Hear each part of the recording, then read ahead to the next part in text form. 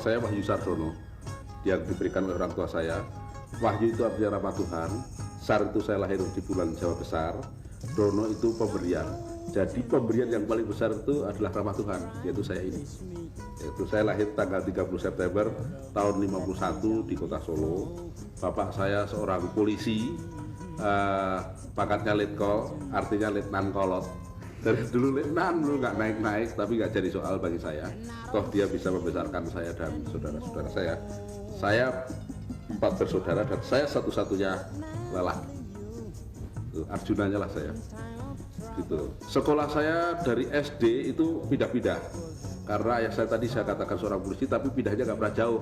Karena kalau jauh kesasar juga. Jadi saya lahir di kota Solo, saya pernah sekolah di kota Solo, SD-nya pernah di Klaten, pernah di sebuah kota kecil namanya Gondang Winangun. Jadi saya berpindah-pindah terus gitu. Itulah sekolah saya SD. Terus SMP saya di Klaten, SMA saya di di kota Solo, terus universitas saya di Jakarta.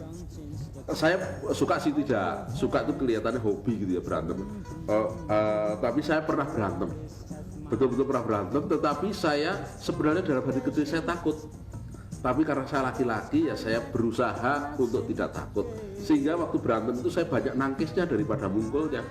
Gitu. Saya nangkis terus, saya pikirkan, oh iya ya, dari saya kok ya mukul tuh saya nggak berani.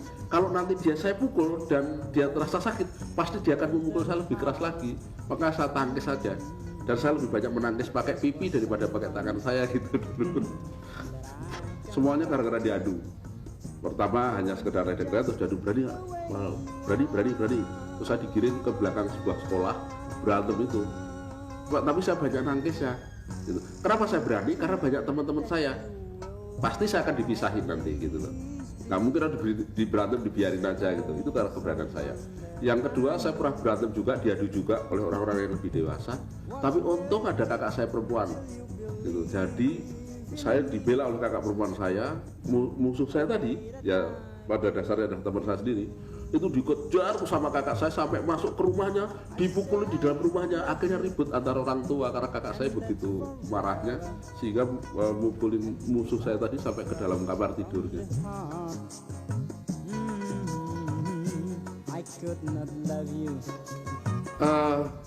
Yang paling mengesankan di waktu saya kecil dulu barangkali banyak, tapi saya ada sesuatu yang mengesankan.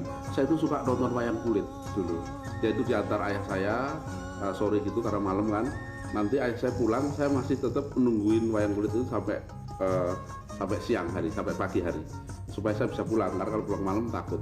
Nah pada saat saya pulang pagi, karena tempat wayangnya itu nyebrang kali, saya pernah begitu saya nyebrang itu ada datang air bah gitu.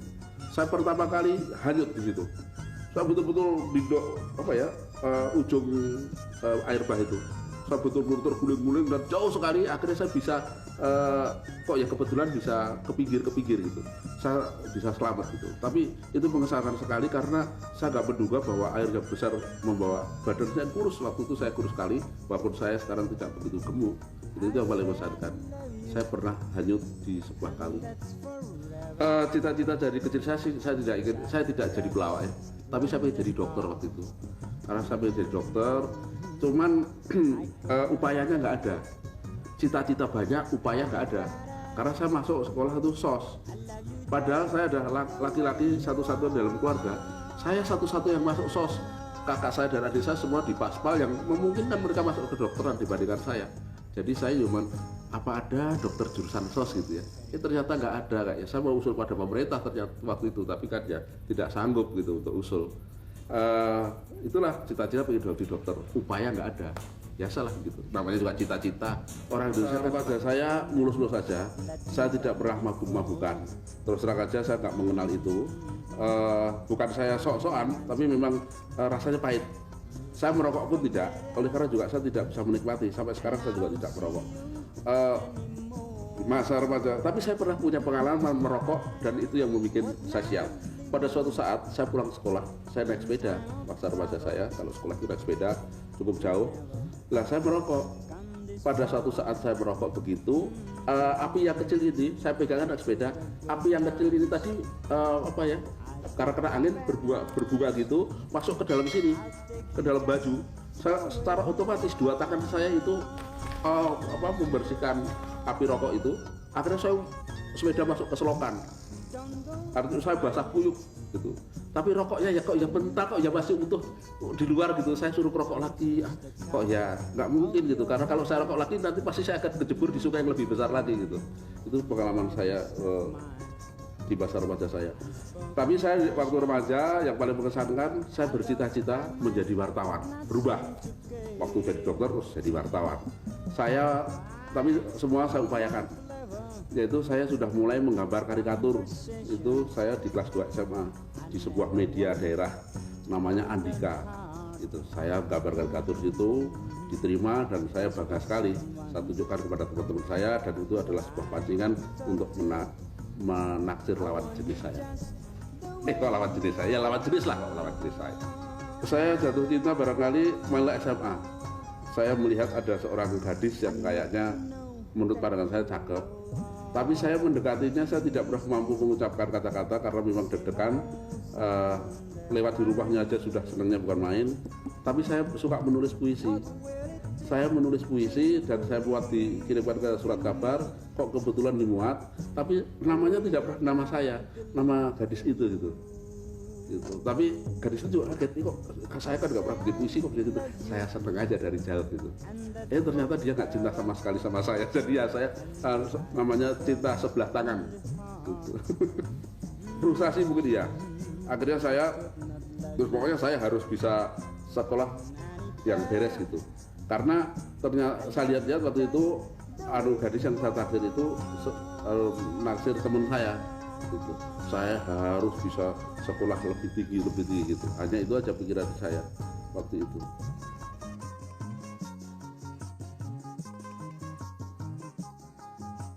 Yang paling berkesan waktu pacaran, karena saya mahasiswa dan walaupun dapat beasiswa, saya itu pacarannya naik bis kota.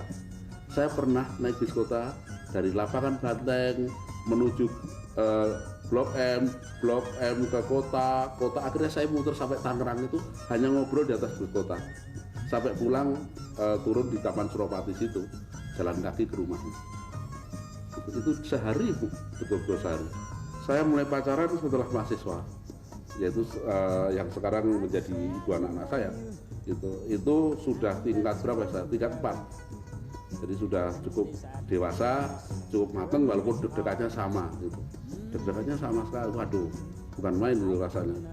Kalau disebut nama daerahnya aja saya udah deg-degan gitu. Apalagi lihat orangnya gitu. Sekarang nggak deg-degan lagi. Kalau saya deg-degan terus lalu mau ngeri namanya. Ya deg-degan kalau misalnya sudah tanggal muda kok saya belum setor pada istri saya, itu deg-degan.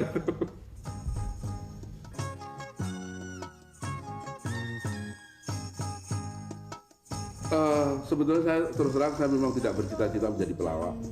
Cita-cita tadi saya waktu dari remaja sampai menjadi pelawak, ingin jadi wartawan. Tapi pada suatu saat ada sebuah acara di kampus itu yang ibaratnya seperti mobilisasi umum gitu ya.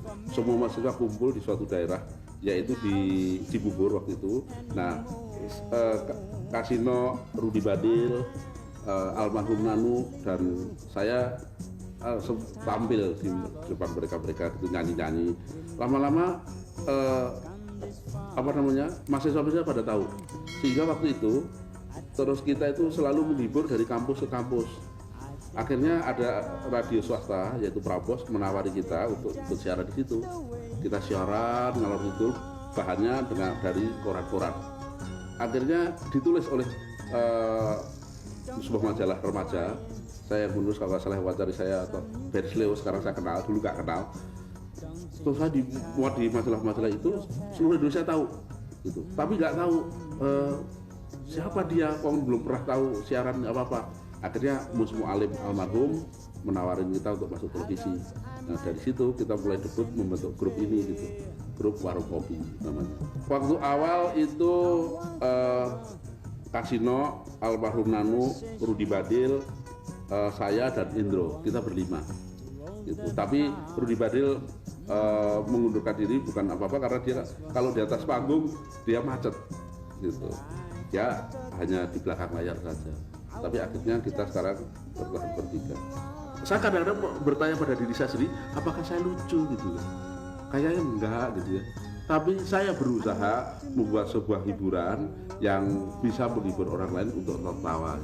Suka dukanya paling suka dukanya menjadi pelawak itu yang paling suka adalah waktu tanda tangan kontrak. Dukanya kalau sudah naik di atas panggung 5 menit pertama nggak ada yang ketawa, itu keringat kita derasnya bukan main. Pengen rasanya mengembalikan honor itu, tetapi kok ya nggak rela gitu loh. Kas. Tugas Indro tuh kasihan.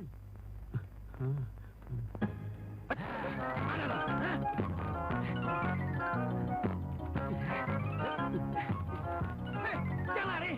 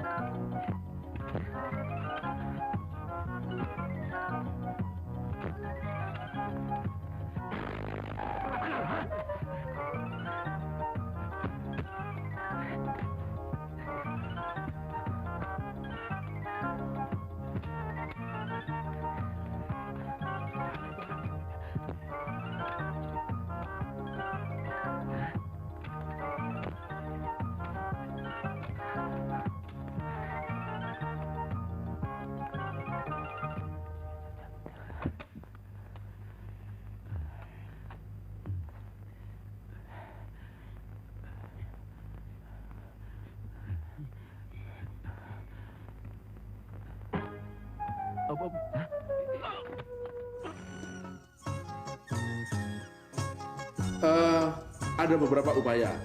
Biasanya yang humor-humor lebih serius, humor politik itu orang pasti ada tergelitik, dan humor yang sedikit porno itu adalah upaya-upaya untuk membebaskan diri dari kemacetan itu.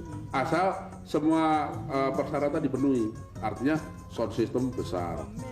Gagal itu karena sound systemnya nggak besar sebetulnya. Jadi kita kalah dengan gemerlangnya penonton gitu.